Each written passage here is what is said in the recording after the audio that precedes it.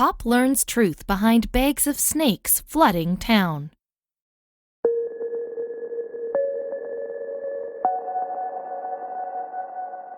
There's always an answer for what you find left behind on the side of the road.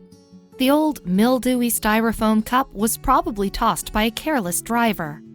Old crates dinged with years of use likely fell out of the back of a speeding truck. Some finds, though, are total mysteries. When a man taking a short walk saw a colorful pillowcase along a path, he meandered over to investigate. Flabbergasted by what he saw, he brought the contents to the experts. And even they were at a loss for words. Early one morning in February 2020, a Sunderland, England resident was taking a walk down a wooded path.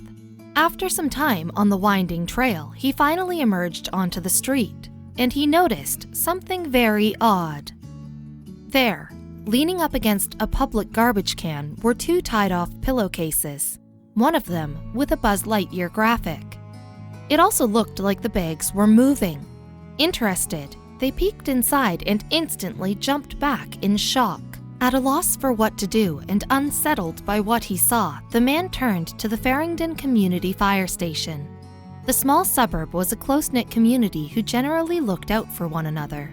Located in Sunderland, England, the firefighters who volunteered at the station were well-liked and respected. They, the shocked man knew, would know the next steps he should take with the wriggling pillowcases. The pillowcases were filled with snakes. 13 royal pythons split between the two bags were slithering all over each other. They immediately reported it to the firehouse, and workers took the bags to safety. But the next day something worse happened. Firehouse staff went to investigate the area the snakes were found, and they were horrified to discover 2 more bags of snakes. This time, someone placed the bags inside the garbage can. The firefighters were floored by how someone could be so neglectful and cruel to these animals. Snakes may not be the cuddliest creatures on the planet, but they, like everything else, deserve fair treatment.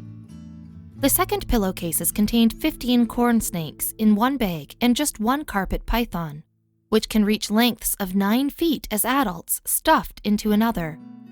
Of course, the firefighters had questions. Where did these snakes come from? Who had access to such a wide variety of them? Those were the questions flying through the heads of every perplexed firefighter at the station. Trevor Walker, the inspector who worked with the Royal Society for the Prevention of Cruelty to Animals, said, "Whoever did this discarded them without any concern for the animals, and they went around back to avoid being found out." Fortunately, Walker safely transferred all of the snakes to a local veterinarian, who was shocked at the discovery, for a thorough inspection. One, however, sadly died not long after arrival. Fortunately, none of the species found carried venom, so they didn't pose a threat to rescuers even if they were to have gotten bitten. Officials theorized that the snakes came from a breeder since none of them were native to England. There were only 4 snakes native to the United Kingdom, 2 species of grass snake, the smooth snake, and a venomous adder. But it's not just the cruelty factor that makes abandoning exotic animals illegal. The ecosystem suffers. For example, when one Burmese python owner accidentally allowed several of them to escape around the Florida Everglades, the animals absolutely ravaged local wildlife by outcompeting native species. And England already had an existing issue with liberated pets impacting nature. The number of snakes throughout all of England was already on the decline due to a deadly snake fungus that eats away at the scales. This number could potentially drop much faster with new species suddenly introduced. Terry Phillip, a herpetologist at the Reptile Gardens in South Dakota, also pointed out that the snakes weren't adept to the harsh United Kingdom winters like the native ones were. None of the snakes dropped off in those 2 incidents would survive.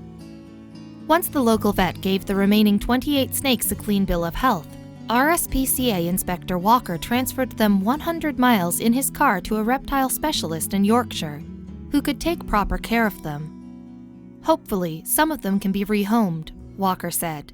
So far, the Farringdon Fire Station hasn't found any more slithery surprises, but they're after the culprit. They know what happens when a snake population gets out of control.